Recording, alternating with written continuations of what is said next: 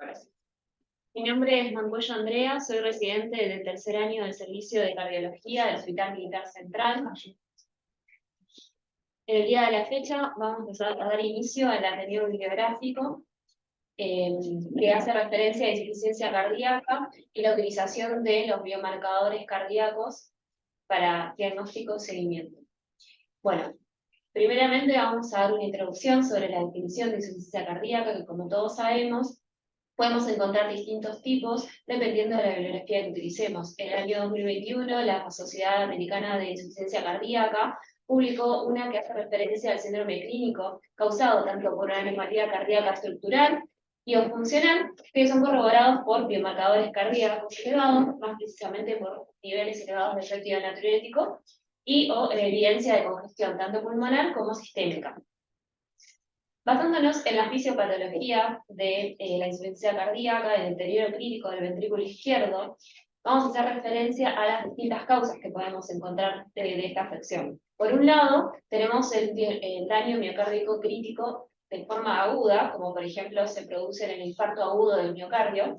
Por otro lado, también se puede producir por un desajuste a nivel cronotrópico, inotrópico o lucitrópico de la poscarga, en los casos, por ejemplo, de crisis hipertensivas o arritmias, o también el daño miocárdico previo, ¿sí? Haciendo referencia, por ejemplo, a un paciente que haya tenido un infarto de miocardio, que sufrió remodelado de ese miocardio y lleva posteriormente a una insuficiencia cardíaca crónica, que se puede descompensar por distintas situaciones, como por ejemplo anemia, enfermedades tiroideas o infecciones, como vemos muchas veces en nuestros pacientes. Esto, como dije anteriormente, nos lleva al deterioro crítico del ventrículo izquierdo y puede afectar el gasto cardíaco, expresando hipotensión, taquicardia o disminución del flujo sanguíneo renal. En cuanto a la hipotensión, vamos a ver afectada la perfusión periférica. La taquicardia nos va a llevar el aumento de la frecuencia cardíaca, nos disminuye el tiempo de llenado ventricular y por ende el tiempo diastólico, por lo tanto se va a ver afectada la perfusión coronaria y también se ve afectado el consumo miocárdico de oxígeno. Todos estos mecanismos van a llevar a una activación de otros mecanismos que van a intentar contrarrestar esta situación. Por ejemplo, la activación neuroendocrina, el sistema nervioso simpático, el sistema renina-angiotensina y liberación de diversas hormonas, como por ejemplo la hormona antidiurética y endotelina. Esto por un lado va a intentar paliar toda esta situación, pero por otro lado va a generar un efecto deleterio porque conlleva hipertrofia y consecuencias de remodelado, que va a perpetuar la isquemia y fibrosis de este miocardio. Por otro lado, acá en esta diapositiva vemos cómo la disminución del gasto cardíaco afecta al volumen sanguíneo arterial, disminuyéndolo, y llevando a cambios compensadores que si nos basamos en los renales, vamos a tener a partir de efectos hemodinámicos, como es la disminución del flujo y la disminución de la filtración glomerular, nos lleva a reabsorción de sodio, ¿sí? Y depuración de agua libre. Esto nos genera un aumento del volumen sanguíneo y es lo que nos va a generar o estimular la liberación de factor natriurético o péptido natriurético, ¿sí? Quiero que nos quedemos con esta última parte, que es cuál es la causa de la liberación del péptido natriurético, que nos va a llevar a aumentar la diuresis de sodio y agua como efecto compensador.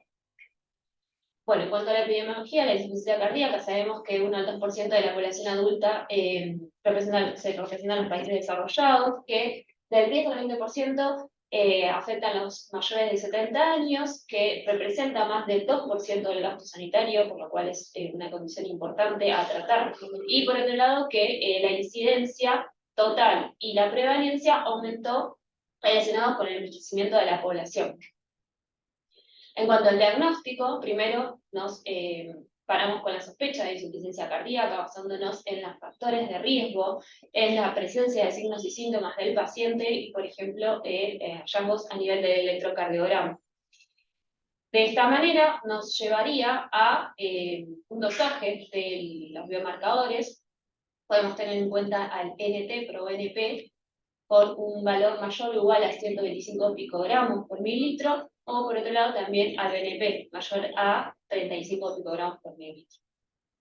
Posteriormente realizamos un ecocardiograma y hallando hallazgos anormales tenemos la insuficiencia cardíaca confirmada y nos quedaría ya definir los fenotipos, ¿sí? Basándonos en la fracción de eyección.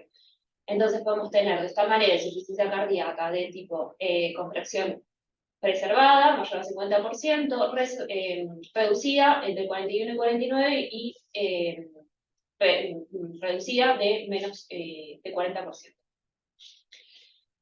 A partir de esto nos queda determinar la etiología y comenzar el tratamiento. Si alguno de estos pasos no se lleva a cabo, entonces ya tenemos insuficiencia cardíaca improbable y tenemos que empezar a considerar otro diagnóstico.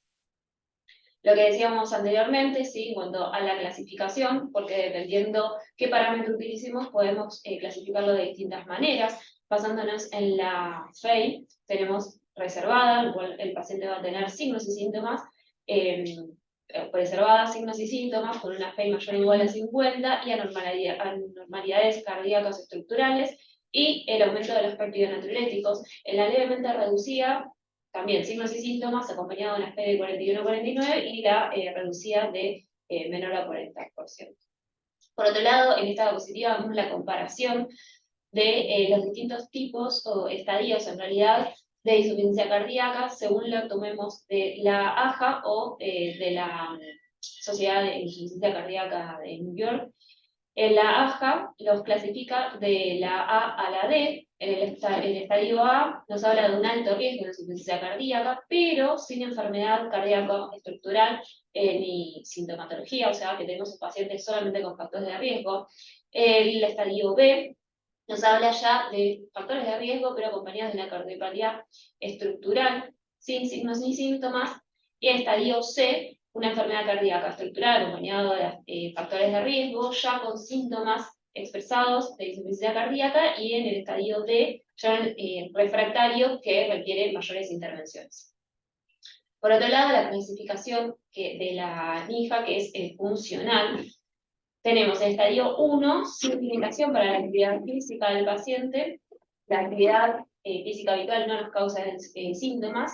El estadio 2, tenemos una ligera limitación de la actividad física. El paciente va a estar confortable en reposo. En la tipo 3 va a haber una marcada limitación para la actividad física. Y por otro lado, en el estadio 4 va a ser imposible llevar cualquier tipo de actividad física sin presentar síntomas.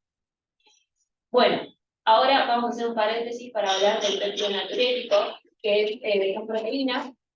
Ahí está el péptido natriurético de tipo A, B y C. El tipo A y B son liberados por los miocitos, como dijimos anteriormente, estimulados por el aumento del volumen sanguíneo. Y el tipo C son liberados más principalmente a nivel del endotelio. ¿Sí? Y va a tener una actividad más autoclínica parácrina, los A y B a nivel sistémico.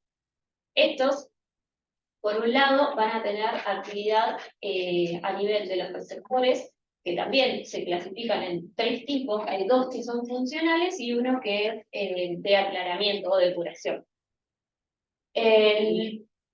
Los receptores se activan al unirse estas proteínas, el péptido natriurético de tipo A y B genera, como por ejemplo, efectos a nivel de la vasorelajación, del efecto antiproliferativo, antihipertrófico, diuresis y natriuresis, y por otro lado, el tipo C, vasorelajación y antiproliferativo principalmente, porque como dijimos anteriormente, actúa a nivel del endotelio. Por otro lado, a nivel de la aclaración, o el aclaramiento, podemos basarnos en la función de los receptores o de la neprilicina. En situaciones de homeostasis va a prevalecer la acción de la unión a los receptores.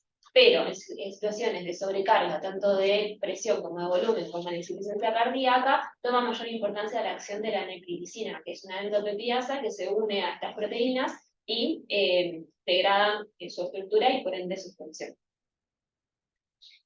Bueno, en cuanto a los estudios que vimos a lo largo de la historia de los péptidos natriuréticos, podemos nombrar, por ejemplo, el PRIME, que como resultado expresa que el NT-proBNP manifiesta una alta sensibilidad y especificidad en el diagnóstico de la insuficiencia cardíaca aguda, y que junto con el juicio clínico, ¿sí? Siempre de la mano de la clínica, la utilidad de estos péptidos fue mayor que ambos elementos por separados, ¿sí? Se complementan. Por otro lado, el estudio de International Collaborative of NT-proBNP explica que las concentraciones séricas de este péptido se relacionan significativamente con los síntomas de insuficiencia cardíaca, es decir, a mayor síntomas se puede correlacionar con mayor niveles de estos péptidos. Y por otro lado, también confirmó la importancia de estratificar por edades para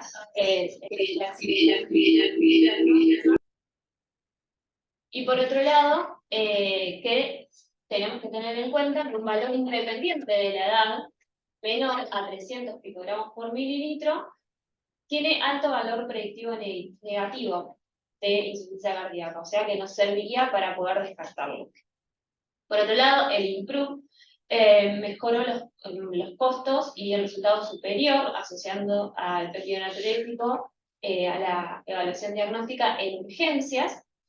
El Basel, que nos dice que la asignación aleatoria a la estrategia diagnóstica con ProBNP implicó menos ingresos a las terapias intensivas y también menores costos. El PAI sirvió para expresar que el inhibidor de la neprilicina fue superior a el enalapril, por ejemplo, en el tratamiento de insuficiencia cardíaca crónica, y que presenta este inhibidor de la neprilicina, por su efecto, genera concentraciones mayores de BNP, ¿sí? Al unirse y degradar justamente la acción de la neprilicina, permitiendo que siga circulante el BNP, pero como la neprilicina no se une al NT-proBNP, entonces no nos produciría un falso aumento. Esto es lo que tenemos que tener en cuenta, por ejemplo, al momento de medir estos biomarcadores. Por otro lado, el estudio Batch, que expresa que la región media del propéptido del péptido natriurético de tipo A es prometedor tanto para el diagnóstico como para descartar la insuficiencia cardíaca aguda. Factores que reducen los valores de estos péptidos son varios, ¿sí? Por un lado, tener en cuenta la obesidad. ¿Por qué? Porque el paciente presenta un mayor índice de masa corporal, un edema agudo de pulmón, la etiología de la insuficiencia cardíaca, más que nada por el ventrículo izquierdo, taponamiento cardíaco y constricción pericárdica, y después también lo que más tenemos que tener en cuenta son otros factores que nos elevan los valores de estos péptidos, como por ejemplo distintos tipos de miocardiopatías, valvulopatías, arritmias, fármacos, ¿sí? O los inhibidores de la neprilicina, que nos va a afectar solamente al BNP, síndrome de distrés respiratorias, embolias, enfermedades críticas, o el hipertiroidismo también acompañado de sepsis. Bueno, en base a todo esto que estuvimos hablando, vamos a presentar la reclasificación de los estadios de insuficiencia cardíaca que se presentó en la última guía de esta afección, que justamente surgió a partir de una revisión y también discusión de la utilización de estos biomarcadores, ¿sí? En base a los antecedentes que se tuvieron en cuenta, la guía recomendó la inclusión de los biomarcadores para la definición de insuficiencia cardíaca, pero principalmente en el estadio B, que como voy a presentar después vamos a ver cómo nos cambian. Los objetivos fueron básicamente tomar importancia de la incorporación de estos biomarcadores para poder reclasificar a los pacientes, tomando un estudio que ya se había hecho anteriormente, que fue muy importante, que fue el estudio ARIC, o de riesgos de aterosclerosis en las comunidades, evaluando el pronóstico de la etapa B. Los métodos que se utilizaron fue, por un lado, la medición de péptido del ProBNP, y por otro lado, de las troponinas P, ¿sí? Acompañado de afección de la estructura cardíaca por ecocardiografía y de esta manera nos reclasifican los estadios de insuficiencia cardíaca. Haciendo un leve repaso de lo que fue el estudio ARIC, en el cual se basa toda esta revisión. Fue un estudio de tipo prospectivo, ¿sí? Que se basó en una vigilancia de comunidades con enfermedades cardiovasculares, que tuvo 33 años de seguimiento, por eso sirvió para desprenderse de ahí varios otros estudios. Tuvo una corte de 15.792 adultos, tanto de raza negra como de raza blanca, entre 45 y 64 años, de comunidades estadounidenses, y los objetivos principalmente fueron mejorar la comprensión de la disminución de la mortalidad por cardiopatía coronaria. En esta revisión lo que se utilizó principalmente fue la visita 5 de estos pacientes en el estudio ARIC, de los cuales se presentaron en un principio 6.538 participantes, pero de los que se excluyeron pacientes con insuficiencia cardíaca prevalente, sin factores de riesgo, que no presentaban anomalías estructurales o marcadores elevados. Anteriormente a esto, teníamos, como dijimos anteriormente, el estadio A, que hablaba solamente de pacientes con factores de riesgo, sin anomalías ecocardiográficas ni elevación de los biomarcadores, y el estadio B con factores de riesgo y anomalías ecocardiográficas. ¿Sí? Todavía no se tenían en cuenta los biomarcadores. Lo que promueve esta revisión es a estos estadios asociarle la elevación de los péptidos natriuréticos, ¿sí? Entonces nos reclasifica al estadio A como factores de riesgo, sin anomalías ecocardiográficas, ni elevación de los biomarcadores, y el estadio B es un paciente con factores de riesgo, con anomalías ecocardiográficas o elevación de los biomarcadores. Acá tenemos una ilustración en la cual nos presenta de nuevo la corte de 15.000 pacientes y que se basó en la quinta visita de estos mismos.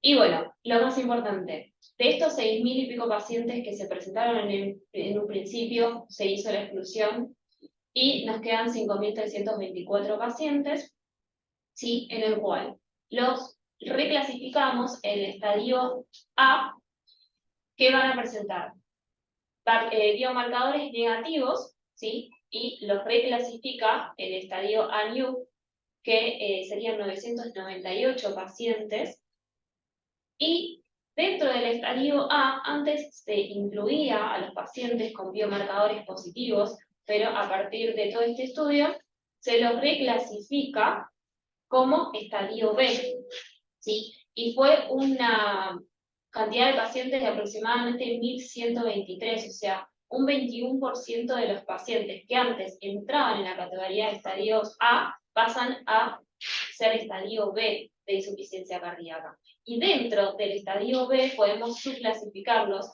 en los que tienen solamente elevación de los biomarcadores, en los que tienen solamente anormalidades en el ecocardiograma, o los que presentan ambos parámetros, ¿sí?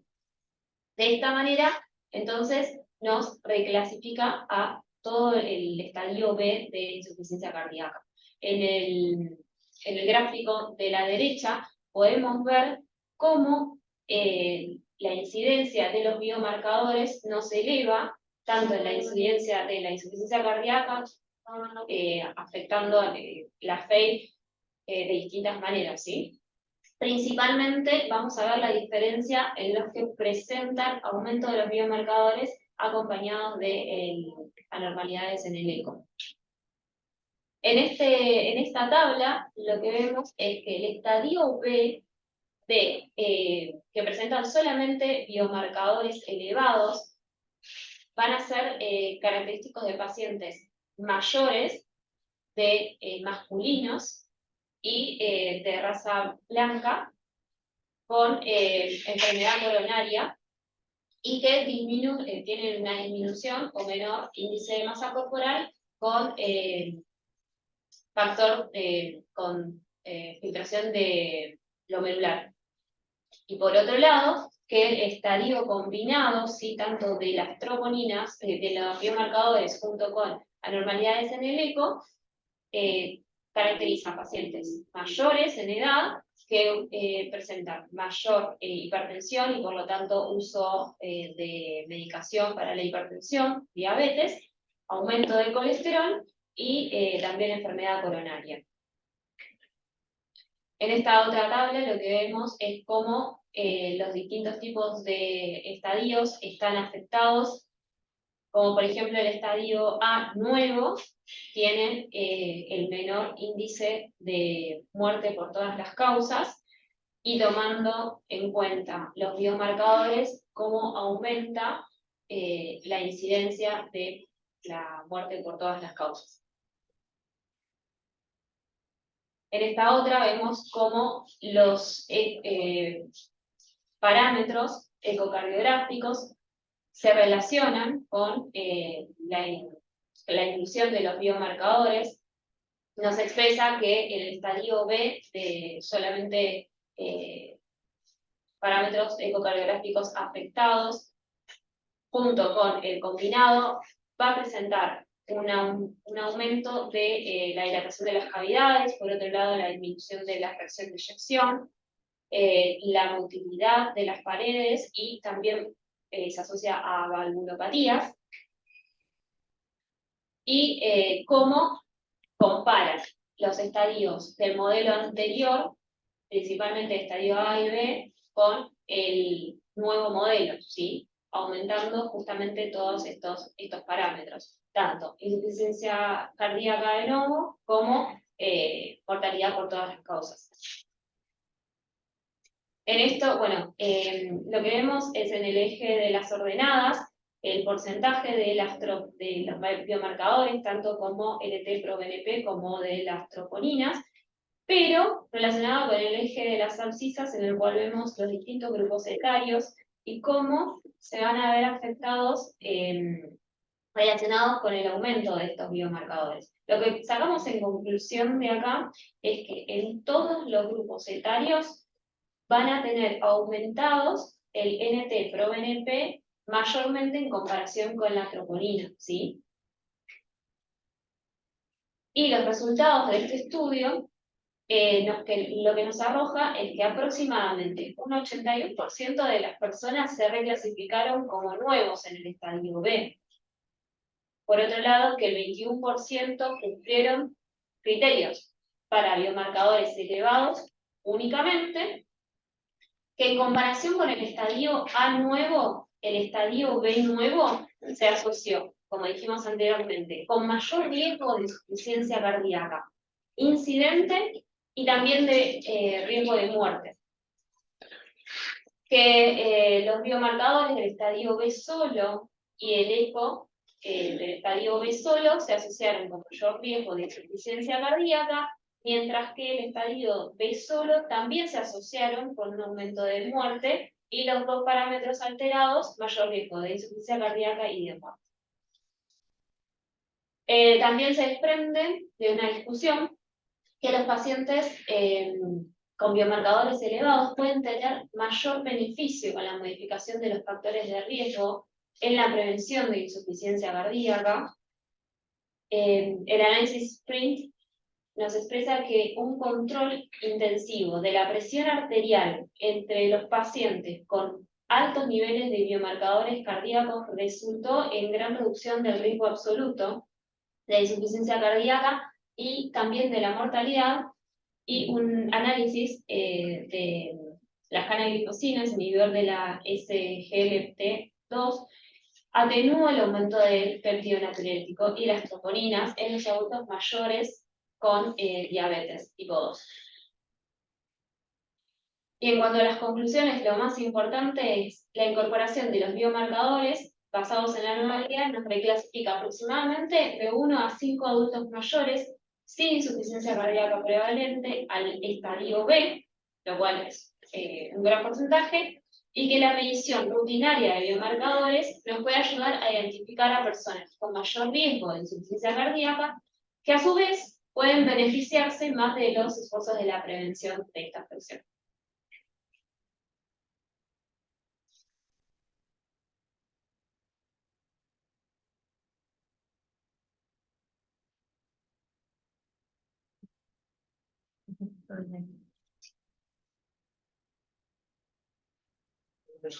Muy bien presentado, muy clara. Bastante extenso, pero Sí. está muy bien el hecho de hacer todo un resumen de insuficiencia cardíaca, por lo menos algo acotado. Claro, como para más o menos basarnos o tener una, digamos, una base de, por un lado,